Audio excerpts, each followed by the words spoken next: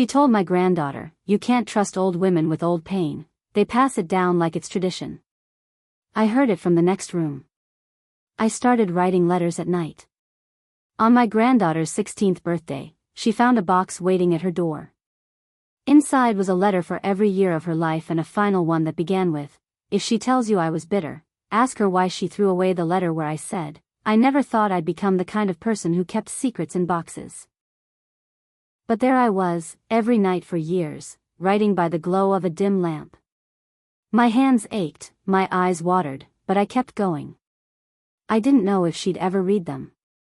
I only knew I had to write them. It started when my granddaughter, June, was 6. She was sitting in the living room with my daughter-in-law, Krista. I was in the next room. They didn't know I was close enough to hear. June had asked something innocent, something about a dream she had, I think. Something that scared her. I couldn't hear the whole question. But Krista's voice cut through clear as glass. She said, "You can't trust old women with old pain. They pass it down like it's tradition." I froze. It wasn't just what she said. It was how she said it. Cold. Like she'd been waiting for a moment to get that out. Like it was rehearsed. It wasn't for June's sake. It was for her own. That night, I sat in my room thinking about it. Then I pulled out a notebook. I started with, "June, today you asked about a dream, and this is what your mother told you." That was the first letter. I didn't stop. Every year, on her birthday, I wrote another letter. I told her what happened that year. What I remembered. What I felt. I didn't sugarcoat anything. But I didn't make myself the hero either. I told the truth. Even when it hurt. There were years I wanted to stop. Especially after the visits slowed down. After Krista decided I was too difficult. After my son, Mark, started calling less. Then not at all. I heard them talking once. I had accidentally picked up the house phone when they were already on the line. They were on speaker. Mark said, "She's not the same since Dad died. She's holding on to the past." Krista said, "She doesn't even know what's real anymore. If she starts talking about the letters again, just change the subject." They didn't know I heard that either. So I kept writing. I started including pictures. Small things. A pressed flower from the park we used to walk in. A wrapper from the gum she used to sneak from my purse. A drawing she made me that Krista threw in the trash. I took it out when no one was looking. By the time June was 12, I had a full box. And by 14, 2 boxes. I hid them behind the old coats in the back closet. My hands weren't steady anymore, so I typed the last few and printed them, but I always signed them with my real handwriting. So she'd know it was still me. Then came her 16th birthday. That was the age I had in mind from the beginning. Old enough to read, really read. Old enough to question. Old enough to ask why a woman like Krista would say something like that. And what kind of pain I was passing down. The night before her birthday, I asked my neighbor, Elaine, to do me a favor. She's been good to me. Quiet.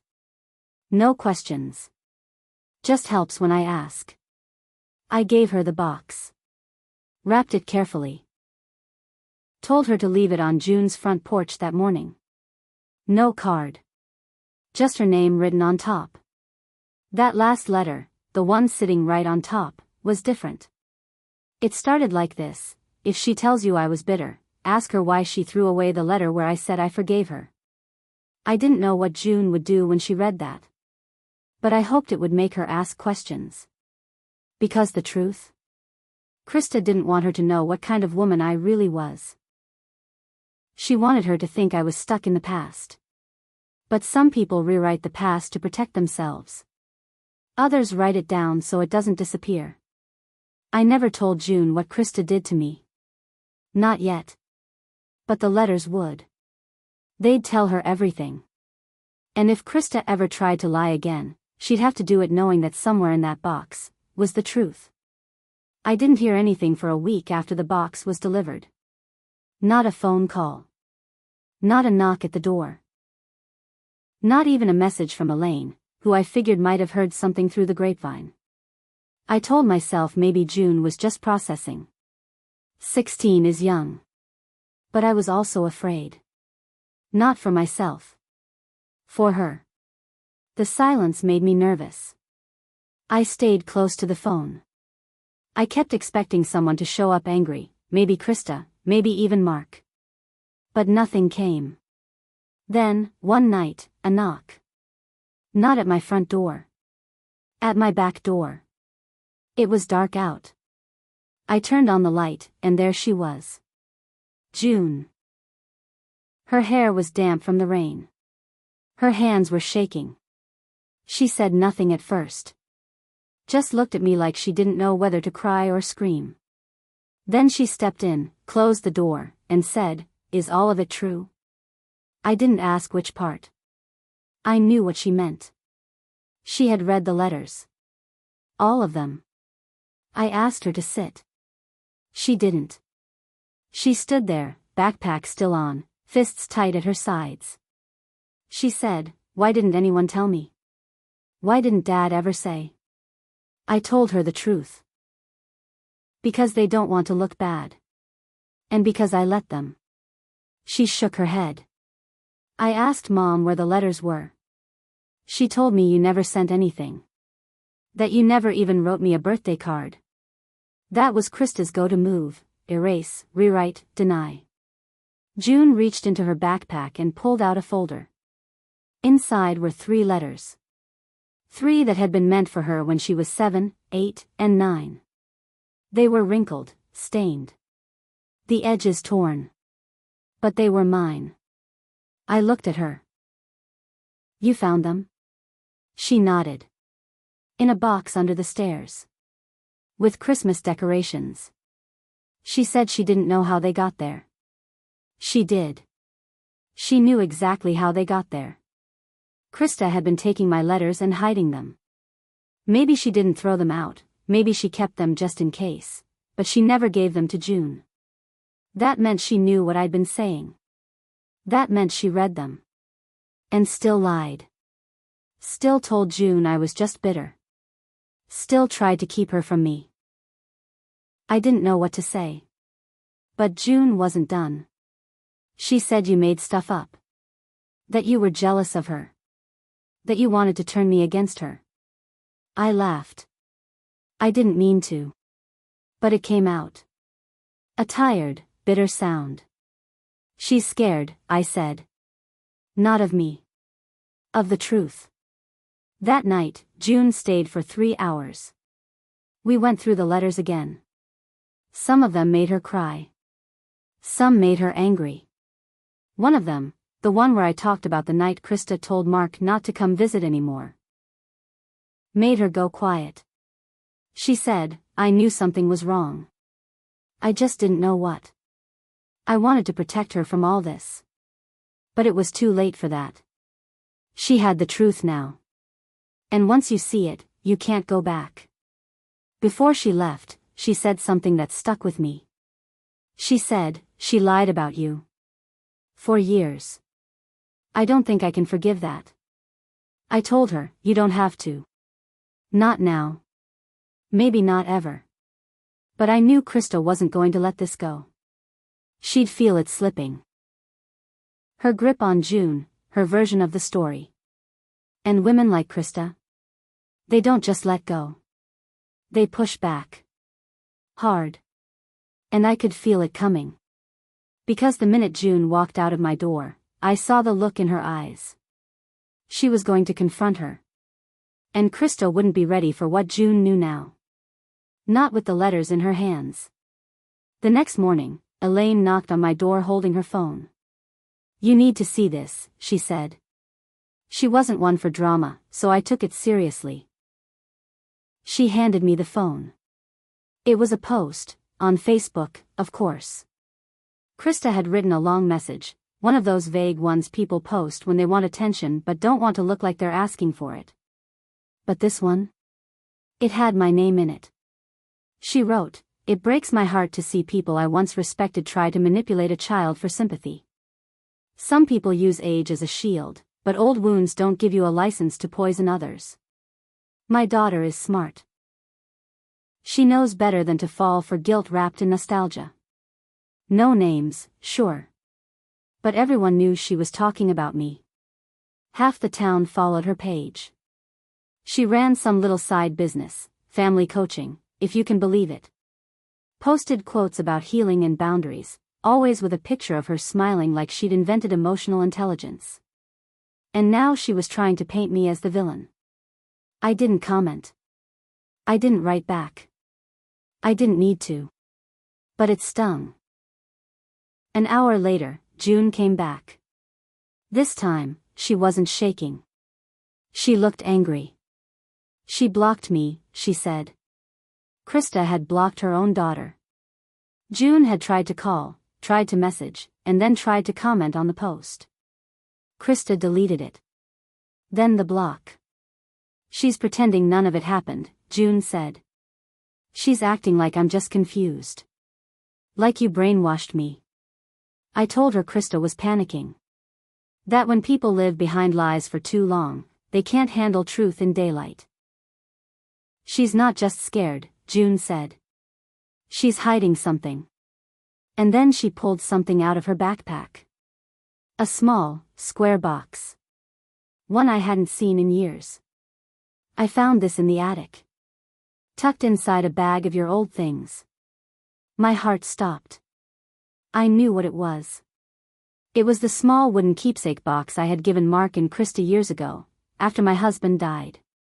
It had a few old family photos, a chain from my wedding day, and a letter I'd written to June when she was just a baby. One I had meant to give her when she turned 5. It was sealed with a ribbon. My handwriting still on the front, "For June, when she's ready." Krista told me she lost it in a move. She didn't lose it. She hid it. Inside the box was the letter and something else, something I had completely forgotten was in there. A photocopy of a social services report. One Krista filed when June was 3. It accused me of being mentally unstable. Said I spoke to the child in frightening tones, and exhibited delusional behavior. I remember the home visit that followed. I was confused, scared, but they found nothing. They closed the case. I assumed it was a mistake. It wasn't. Krista had made the report herself. She never told Mark. She never told anyone. She kept the report. Buried it. Alongside the letter I wrote to June. "You think she was trying to make you look crazy?" June asked. I said nothing. I just nodded. Because that's exactly what she did. She tried to ruin my name quietly. She planted seeds so if I ever spoke up later, no one would believe me. "I thought you were exaggerating," June said. I didn't want to believe she was that calculated. I looked at her. "You know now." She nodded, but she didn't cry. Her face had hardened. "I want to show Dad," she said. "He needs to see this." I told her it was her decision. But I knew what Mark would do. He'd choose the easy way. He always did. And Krista? She wasn't done. Not by a long shot. That post was just the beginning. What she didn't know, what she couldn't know, was that I still had one more letter. One I never put in the box. Because it wasn't for June. It was for Krista. And it had her secrets written in black and white. The ones even Mark didn't know. The ones she thought I'd never speak out loud. The ones I wrote down the night I found out what she did to my son. June took the keepsake box home with her that night. I didn't ask what she planned to do with it. I didn't have to. I could see it in her face, she was done playing nice. Done waiting for people to change. That girl, my granddaughter, was a fire Krista had tried to snuff out her whole life. But all she did was make her burn brighter. 3 days passed. Then Mark showed up at my door. He didn't knock. He didn't even say hello. He just stood on my porch with the file folder in his hands. The one June had handed him. "You kept this from me?" he asked, eyes wide. His voice cracked halfway through the sentence. I couldn't tell if it was anger or shame. "I didn't keep it from you," I said. "I gave it to you. Years ago. You gave it back without reading it." "I don't remember that." I nodded slowly. "I know. She made sure you wouldn't." He came inside. Sat at the kitchen table where his father used to eat Sunday breakfast. He looked smaller than I remembered. Like years of quiet guilt had finally folded him in. He opened the folder again. Inside was the social services report, 3 intercepted letters, and a printed copy of the email Krista once sent me, years ago, right after she and Mark got engaged. I had kept it. I didn't know why at the time. But it was filled with lines like, "You're too unstable to be around children," and, "If you ever cross me, you won't see him again." Mark had never seen it. He had never seen any of it. Until June showed him. He said, "She told me you hated her." I stared at him. I didn't hate her. I feared her. He looked like he wanted to say more, but he didn't. Instead, he sat in silence for nearly an hour. Then he left. The next day, Krista's Facebook post was gone. Her business page too. All of it vanished overnight. Rumors started spreading fast. Someone called her out publicly, some parent she used to coach. Others started sharing screenshots, tagging friends. June didn't post anything herself, but someone, somehow, had posted pieces of the letter I wrote to Krista. The one I never gave her directly. I had slipped it in the mailbox at their house the night before. I didn't sign it. But it was unmistakably me. In that letter, I told the truth. About everything. How I had walked in on her screaming at June when she was 4. How she pushed Mark to cut off anyone who questioned her. How she threatened me, years ago, with fake reports if I ever said a word. And I told her something else too. You could have had a family who loved you. You chose to compete instead of belong. And you lost. It didn't take long for Krista to crack. 1 week later, she pulled June out of school in the middle of the day. Told the front desk it was an emergency. June texted me while they were driving. Said her mom was talking fast, making wild claims, blaming me, even blaming her. "She's unraveling," June wrote. "I'm scared." I told her, calmly, to call Mark. To stay in public if she could. Mark got there before things got worse. He found them parked in the school lot. June still in the passenger seat, pale and shaking. Krista yelling into the air like she was fighting ghosts. He pulled her out of the car. Told her it was over.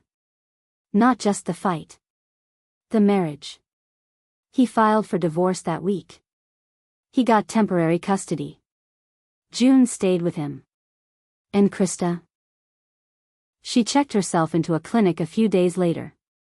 Claimed stress. Claimed depression. But the truth had already spread. Clients dropped her. Friends stopped answering. She had built a brand off perfection and control, and it crumbled in under a month. As for me, people started reaching out. People I hadn't heard from in years. I always wondered why Mark stopped bringing June around, one old friend said. I didn't think you'd just walk away like that. I didn't walk away. I was pushed out. But now, I was back. June stayed with me a few weekends a month. She started asking questions. Real ones. About her dad, her grandfather, her mother. She wanted the whole story, no matter how ugly. And I gave it to her. We went through the letters together again. This time slowly. She read them out loud. Cried sometimes. Laughed other times. But when she reached the last letter, the final one in the box, the one that began. If she tells you I was bitter, ask her why she threw away the letter where I said. She stopped reading. Looked up at me. You really forgave her? I nodded. Once. Long ago. And now? I smiled, but it was sad. Now I forgive myself. She didn't say anything, just reached across the table and held my hand. 18 months later, Krista moved away. No goodbye. No warning.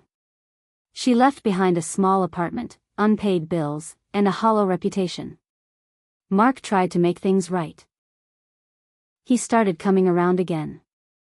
He apologized, truly, deeply, but I told him something important. You don't get to erase what you ignored. But you can choose what you see next. He chose right this time.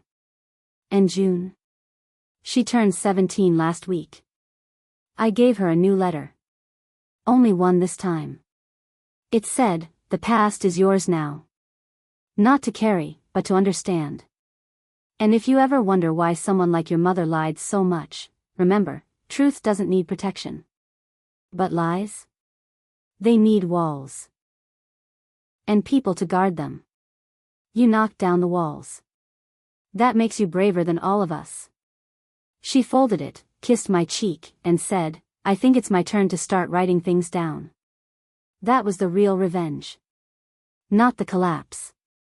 Not the shame. But that someone survived the story, and decided to tell it right.